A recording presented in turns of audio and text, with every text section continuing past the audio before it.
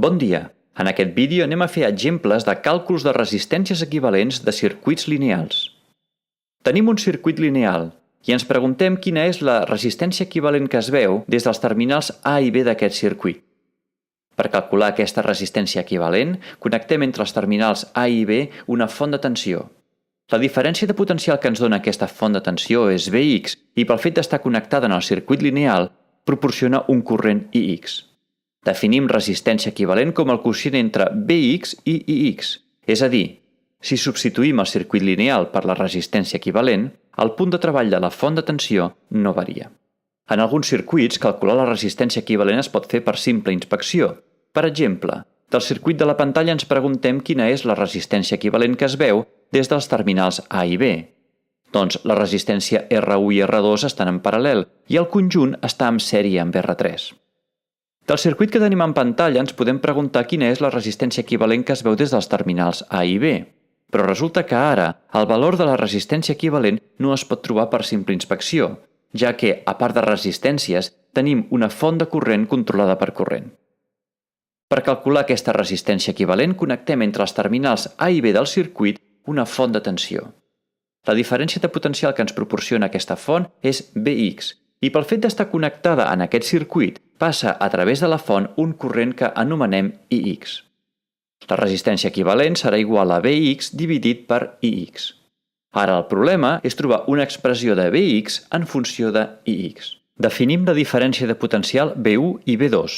En la malla d'entrada, si apliquem la llei de Kirchhoff de les tensions, podem calcular que Vx és igual a V1 més V2.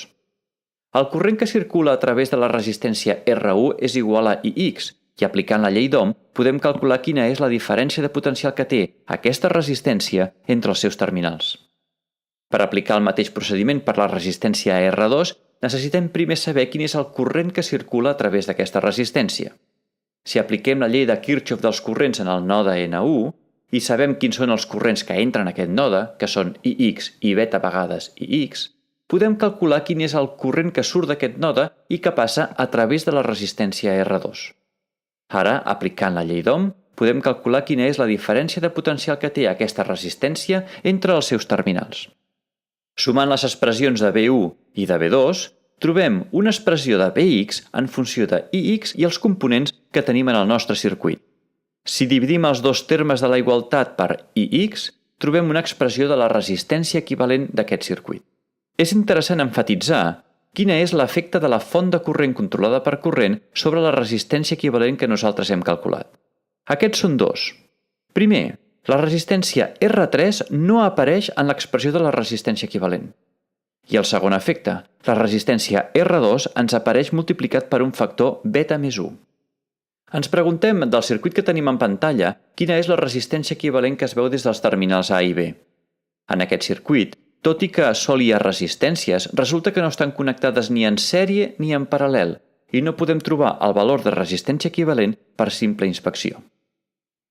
Calcularem el valor de la resistència equivalent, però ho farem suposant que les 5 resistències tenen totes el mateix valor i és igual a R. Connectem entre els terminals A i B una font de tensió que ens dona una diferència de potencial Vx i, pel fet d'estar connectada al circuit lineal, circula a través seu un corrent que s'anomena Ix. Resistència equivalent és, per definició, el quocient de Vx entre Ix. D'aquest circuit podem calcular el corrent Ix en funció de Vx i ho farem per la tècnica dels corrents de malla. Definim els 3 corrents de malla, IA, IB i Ix. I si apliquem el procediment, arribem a un sistema de 3 equacions amb 3 incògnites. Les 3 incògnites són els 3 corrents de malla, que són Ix, IA i IB. D'aquests 3 corrents, sols ens interessa calcular el primer, i ho podem fer per la tècnica de Cramer. Ix és, ara, el quocient entre dos determinants. Si operem aquests determinants i simplifiquem, arribem a una expressió de Ix en funció de Vx.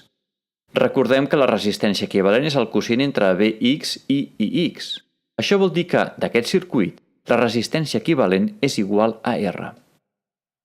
La resistència equivalent del circuit que es mostra en pantalla entre els terminals A i B és R. No ho hem pogut calcular per inspecció directa, ja que les resistències no estan ni en sèrie ni en paral·lel. Hem hagut de fer una sèrie de càlculs matemàtics. Haguéssim pogut, mitjançant alguna mena de raonament, arribar al mateix resultat sense necessitat de fer aquests càlculs matemàtics?